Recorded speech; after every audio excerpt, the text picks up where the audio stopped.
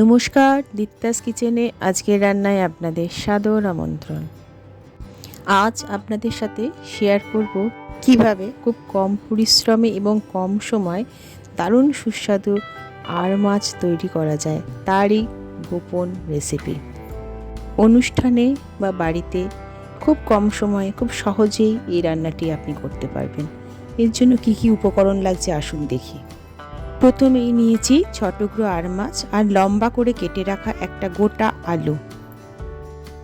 এরপর নিয়েছি 4টে মিহি করে কেটে রাখা বড় পেঁয়াজ, একটা টমেটো কুচি, 1 চামচ আদা রসুনের পেস্ট আর 2টি শুকনো লঙ্কা, দারচিনি এবং 4টি ছোট এলাচ। প্রথমেই আর মাছে হলুদ, নুন এবং সর্ষের তেল মাখিয়ে 15 মিনিটের জন্য রেখে দিতে হবে।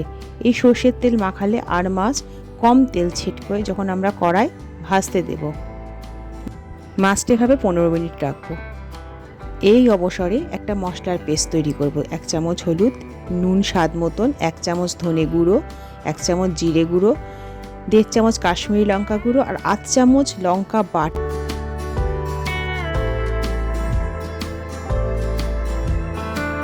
এরপর কড়া গরম করে তাতে সর্ষের তেল দিয়ে ভালো করে গরম করে অল্প নুন দিয়ে নেব। মাছগুলো একে একে ভাজতে দেব। প্রতিটা পিঠ মাছের 2-3 মিনিট করে মাঝারি আঁচে উল্টে পাল্টে ভাজতে হবে।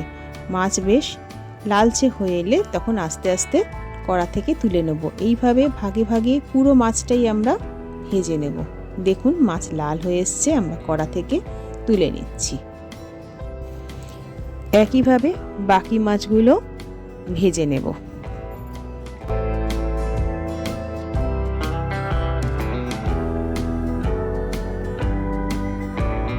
দেখুন মাছ ভাজা হয়ে গেছে সব। এরপরে ওই একই তেল গরম করে তার ভিতরে আলুগুলো ভাজতে দেবো। আলুগুলো আঁচ বাড়িয়ে 2 থেকে 3 মিনিট নাড়াচাড়া করে ভেজে নিতে হবে। খুব বেশি আলু প্রথমে ভেজে নেওয়ার দরকার নেই, কারণ পরে এটি ঝোলে সেদ্ধ হবে। এরপর একে একে জিরে, শুকনো লঙ্কা, ছোট এলাচের মুখটা খুলে আর তার সাথে দারচিনি ফোড়নে দিতে হবে। ফোড়ন একটু নাড়িয়ে পেঁয়াজগুলো ভাজতে দেবো। পেঁয়াজ বেশ 2 মিনিট আঁচ বাড়িয়ে ভাজতে হবে। পেঁয়াজ যখন একটু ভাজা হবে, নরম হবে, তখন আদা রসুনের পেস্টটা দিয়ে দিতে হবে। দিয়ে সবটা আবার মিনিট 3 মাঝারি আঁচে ভাজতে হবে। এরপর দেব মশলার পেস্টটা। বাটি ধুয়ে অল্প জল দিয়ে 1 মিনিট নাড়াচাড়া করে এর ভেতরে দিয়ে দেব টমেটো কুচিটা। এবারে সবটাকে একসাথে ভালো করে 5 মিনিট ধরে আঁচে কষাতে হবে। মাঝে মাঝে শুকিয়ে এলে ওই মশলার বাটি ধোয়া জল অল্প অল্প করে দিতে হবে। এটা যত ভালো করে কষানো যাবে তত এই রান্নার স্বাদ ভালো হবে। কষাতে কষাতে যখন টমেটো নরম হয়ে আসবে তখন 2 মিনিটের জন্য ঢাকা দিয়ে রাখবেন।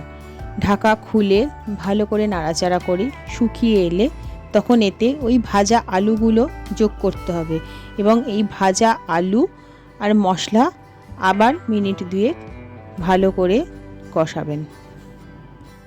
এই পর্যায়ে আলু কিছুটা ভাজা এবং নরম হবে, তাই প্রথমে একবারে আলু বেশি ভাজা হয়নি।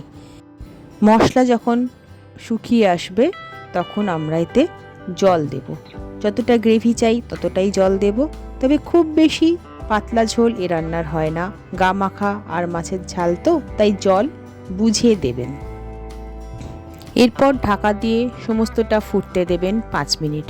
আলু নরম হয়ে পুরোটা ফুটে উঠলে ঢাকা খুলে নাড়াচাড়া করে চিনি দেবেন স্বাদ অনুযায়ী, কাঁচা লঙ্কা দেবেন যতটা ঝাল চান, আর 8 চামচ গরম মশলার গুঁড়ো দিয়ে আবার একটু নাড়াচাড়া করে ফুটতে দেবেন।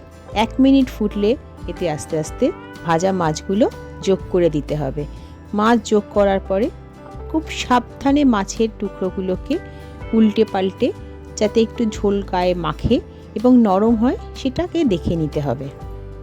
মাছ দেওয়ার পর আর 2 মিনিট ফুটিয়ে গ্যাস বন্ধ করে দেবেন। দেখুন আর মাছের ঝাল তৈরি হয়ে গেছে। কত কম সময় এ রান্না করা যায় নিজেরাই দেখলেন। তো উৎসবের দিনে অতিথি আপ্যায়নে এ পদের জুড়ি মেলা ভার, তাই অবশ্যই বাড়িতে বানাবেন। কেমন হলো আমাকে কমেন্টে জানাবেন।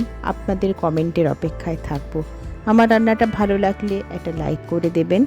আপনাদের ভালোবাসা আমাকে আরও নিত্য নতুন ভালো রেসিপি নিয়ে আসার জন্য অনুপ্রাণিত করবে। খুব শীঘ্রই ভালো আরেকটা রেসিপি নিয়ে আপনাদের সাথে দেখা হবে, কথা দিলাম। সবাই ভালো থাকবেন, সুস্থ থাকবেন। আজ তবে আসি, নমস্কার।